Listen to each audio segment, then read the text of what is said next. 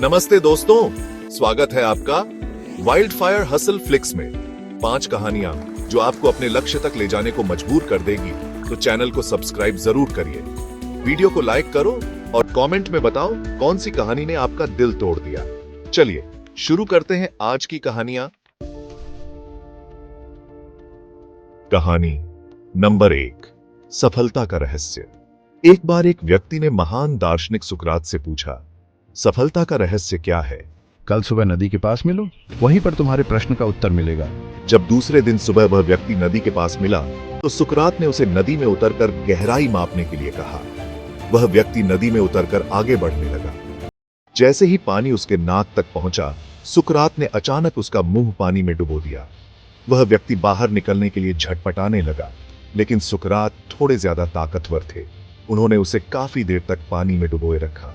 कुछ समय बाद सुकरात ने उसे छोड़ दिया। उस व्यक्ति ने जल्दी से अपना मुंह पानी से बाहर निकालकर गहरी सांस ली। जब तुम पानी में थे तो तुम क्या चाहते थे? व्यक्ति ने कहा, जल्दी से बाहर निकलकर सांस लेना चाहता था। यही तुम्हारे प्रश्न का उत्तर है। जब तुम सफलता को उतनी ही तीव्र इच्छा से चाहोगे जितनी तीव्र इच्छा से तुम सांस लेना चाहते हो, तो तुम्हें सफलता निश्चित रूप से मिल जाएगी। कहानी नंबर 2, अभ्यास का महत्व।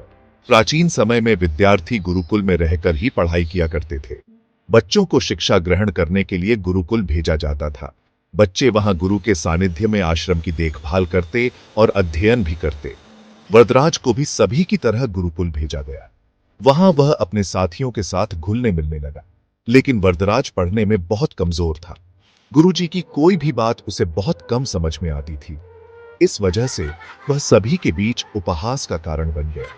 उसके सारे साथी अगली कक्षा में चले गए, लेकिन वह आगे नहीं बढ़ पाया। गुरुजी ने आखिरकार हार मानकर कहा, बेटा वरदराज, मैंने सारे प्रयास कर लिए हैं। अब यही उचित होगा कि तुम यहां अपना समय बर्बाद मत करो। अपने घर जाओ और घर वालों की मदद करो। वरदराज ने भी सोचा कि शायद विद्या उसकी किस्मत में नहीं है। भारी मन से वह गुरुकुल से घर के लिए निकल गया। दोपहर का समय था। रास्ते में उसे प्यास लगी। इधर उधर देखने पर उसने पाया कि थोड़ी दूर पर कुछ महिलाएं कुएं से पानी भर रही थीं। ये निशान आपने कैसे बनाए? एक महिला ने जवाब दिया, बेटे, यह निशान हमने नहीं बनाए। ये तो पानी खींचते समय इस कोमल रस्सी के बार बार आने जाने से ठोस पत्थर पर बने हैं। वरदराज सोच में पड़ गया। उसने विचार किया कि जब एक कोमल रस्सी के बार बार आने जाने से ठोस पत्थर पर गहरे निशान बन सकते हैं, तो निरंतर अभ्यास से वह विद्या क्यों नहीं ग्रहण कर सकता। वरदराज ढेर सारे उत्साह के साथ वापस गुरुकुल आया और अथक मेहनत की। गुरुजी ने भी खुश होकर उसे भरपूर सहयोग दिया। कुछ ही सालों बाद यही मंदबुद्धि बालक वरदराज आगे चलकर संस्कृत व्याकरण का महान विद्वान बना। उसने लघु सिद्धांत कौमुदी, मध्यम सिद्धांत कौमुदी, सार सिद्धांत कौमुदी और गीर्वाण पदमंजरी जैसी रचनाएं की। दोस्तों, अभ्यास की शक्ति का तो कहना ही क्या है। यह आपके हर सपने को पूरा कर सकती है। अभ्यास बहुत जरूरी है, चाहे वह खेल में हो, पढ़ाई में हो या किसी और चीज में। बिना अभ्यास के आप सफल नहीं हो सकते। अगर आप बिना अभ्यास के केवल किस्मत के भरोसे बैठे रहेंगे, तो आखिर में आपको पछतावे के सिवा कुछ नहीं मिलेगा।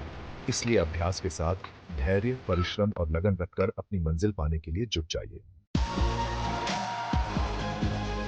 कहानी नंबर 3, अभिनव बिंद्रा। जिद और जुनून ने दिलाया गोल्ड। ओलंपिक में भारत को गोल्ड मेडल मिलने से हर भारतवासी खुशी से झूम उठा। बिंद्रा की जिद और जुनून ने उन्हें इस मुकाम पर पहुंचाया है।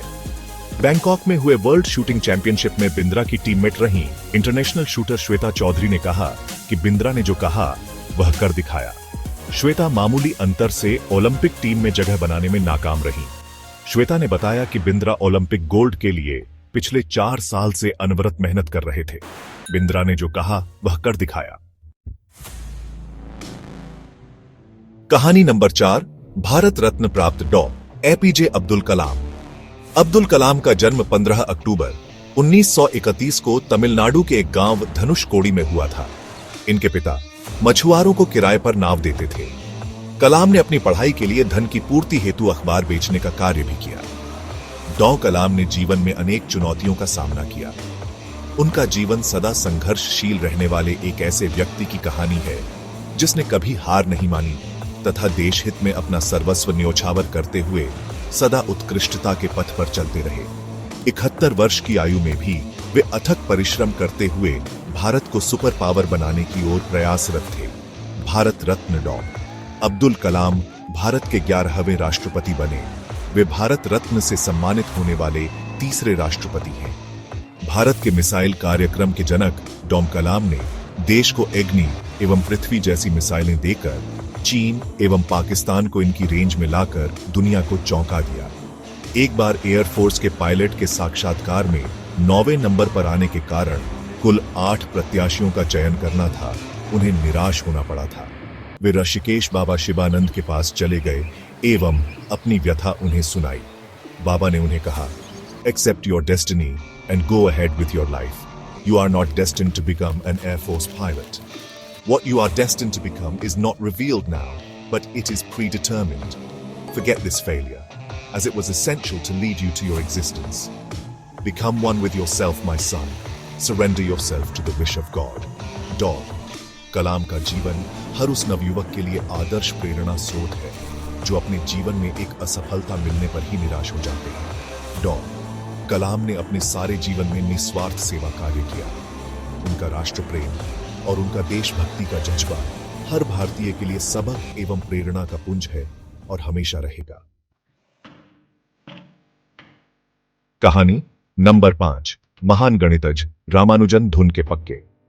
रामानुजन का जन्म एक गरीब परिवार में 22 दिसंबर 1887 को तमिलनाडु के इरोड कस्बे में हुआ था। उनके पिता एक साड़ी की दुकान पर क्लर्क का काम करते थे। रामानुजन के जीवन पर उनकी मां का बहुत प्रभाव था। जब वे 11 वर्ष के थे तो उन्होंने एस.एल. लोनी द्वारा लिखित गणित की किताब की पूरी मास्टरी कर ली थी।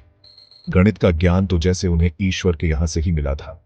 14 वर्ष की उम्र में उन्हें मेरिट सर्टिफिकेट्स एवं कई अवार्ड मिले। वर्ष 1904 में जब उन्होंने टाउन हाई स्कूल से स्नातक पास की तो उन्हें के रंगनाथा राव पुरस्कार प्रधानाध्यापक कृष्ण स्वामी अय्यर द्वारा प्रदान किया गया। वर्ष 1909 में उनकी शादी हुई। उसके बाद वर्ष 1910 में उनका एक ऑपरेशन हुआ। घर वालों के पास उनके ऑपरेशन हेतु पर्याप्त राशि नहीं थी।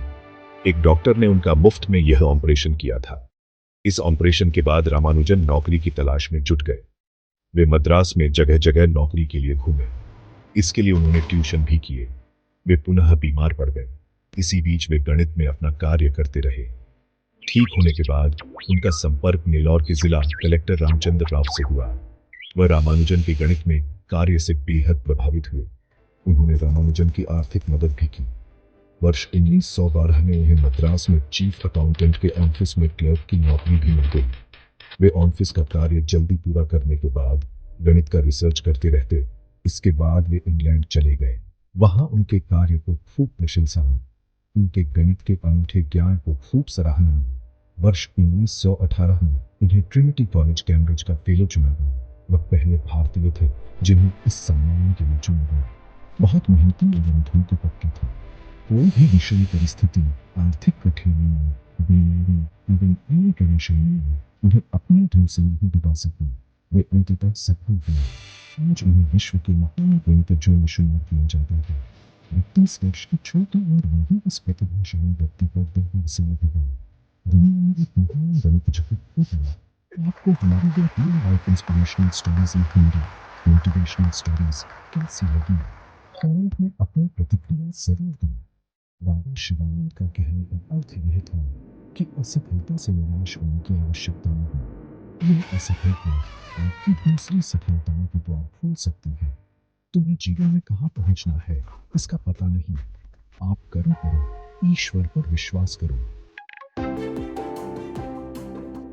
अगर इन कहानियों ने आपको भी आपकी जिंदगी के किसी अपने की याद दिला दी हो तो वीडियो को लाइक जरूर करिए और कमेंट में बताइए कौन सी कहानी सबसे ज्यादा दिल को छू गई। और हाँ, ऐसे ही और वीडियो के लिए वाइल्ड फायर हसल फ्लिक्स को सब्सक्राइब करना मत भूलिए।